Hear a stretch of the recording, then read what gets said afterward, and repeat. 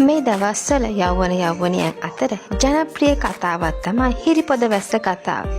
ඉතින් හිරිපොද වැස්ස කතාවේ ප්‍රධාන චරිතය ඒ කියන්නේ අබිගේ චරිතය අපි කවුරුත් ආදරය කරන ජනප්‍රිය නළුවෙක් කරන ලවන් අභිෂේක් විසින් තමයි නිරූපණය කරේ.